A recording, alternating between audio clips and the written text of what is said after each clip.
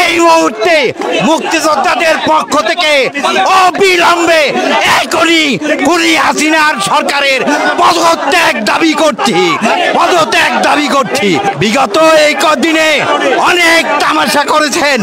আমরা বলেছিলাম আগে আমরা জান দিব, কিন্তু তারা নিজেরাই জান দিল। এখন আমরা সামনের দিনে তাদের জানি আর জান না দিতে হয়, আমরা জান দিতে প্রস্তুত তাদের সাথে। যারা ভুয়া মুক্তিযোদ্ধা ৭১ মুক্তিযোদ্ধা করে নাই, তারা আজকে আওয়ামী লীগের পক্ষে, হাসিনার পক্ষে।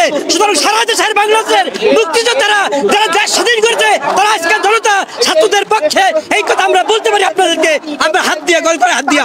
যে পর্যন্ত ছাত্রদের এই দাবি, আমাদের জনগণের ভোটারদের দাবি মানে না হইবে, সে পর্যন্ত হাসিনার পতনের পর্যন্ত আমরা শেষ পর্যন্ত দিয়ে আবার রক্ত দিয়ে আমরা মাঠে থাকবো ইনশাআল্লাহ। আমরা মুক্তিযোদ্ধারা কোনো কোটা চাই না, তবুও আপনারা এই কোমলমতি শিশুদের বুকে গুলি করিয়েন না।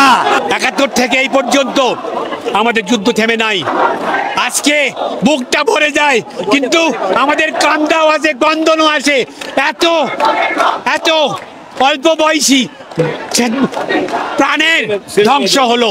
এই একটা হত্যারও আমরা অন্যথায় যেতে দেব না।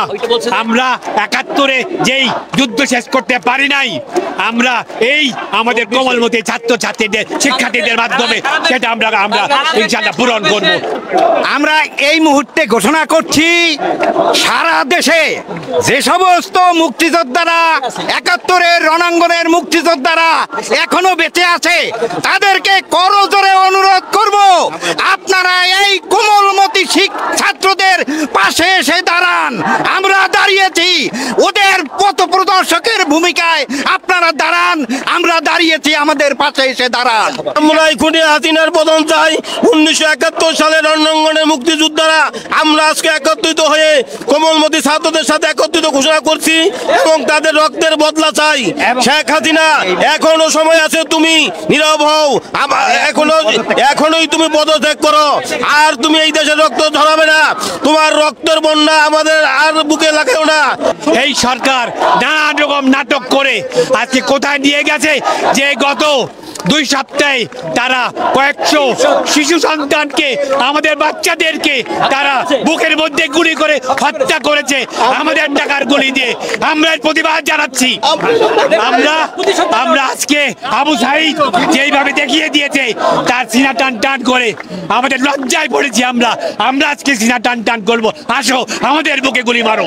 মুক্তিযোদ্ধাদের পক্ষ থেকে আজকে আমরা বৈষম্য বিরোধী এই ছাত্র আন্দোলনে শরীক হওয়ার জন্য, একাত্মতা ঘোষণা করার জন্য আজকে আমরা এখানে দাঁড়িয়েছি।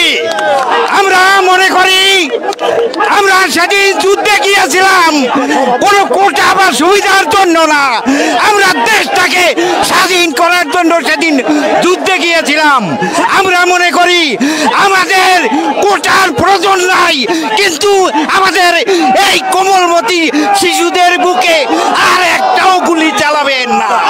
এই আন্দোলনের যারা নেতৃত্ব দিচ্ছে, তাদের ইচ্ছা মতন যতক্ষণ পর্যন্ত সবকিছু না চলবে, ততক্ষণ পর্যন্ত আমরা রাজপথে থাকবো।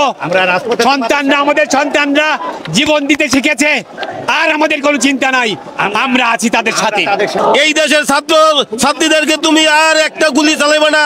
আমরা অনেক সহ্য করেছি, এখন ধৈর্যের বাঁধ ভেঙে গেছে। আমরা সবাই মুক্তিযোদ্ধারা একত্রিত হয়ে আজকে এই শহীদ মিনারের সামনে এসে ছাত্র জনতার সামনে সম্মুখীন হয়েছি। এই দেশে আর যেন কোনো গুলি চলে না। পুলিশ বাহিনীকে হুঁশিয়ার করে বলছি, আপনারা সবাই নিরপেক্ষ হন। ভারত হইতে সাবধান, ভারত থেকে সাবধান, রড থেকে সাবধান। এটা চেষ্টা করবে এই আন্দোলনকে অন্য খাতে নিয়ে যেতে, কিন্তু আপনারা এতদিন পর্যন্ত যা দেখিয়ে দিয়েছেন, দিতে পারবে না। এবং আমরা আছি আপনাদের সাথে। আমরা ভাবি নাই আমাদের সন্তানরা এইভাবে নামবে, এইভাবে তারা ৭১-এর মতন জান দিতে প্রস্তুত থাকবে। আমাদেরকে তারা এই অভিভূত করেছে, আমরা তাদের কাছে কৃতজ্ঞ। মুক্তিযোদ্ধা হিসেবে আমরা তাদের সাথে একাত্ম ঘোষণা করি।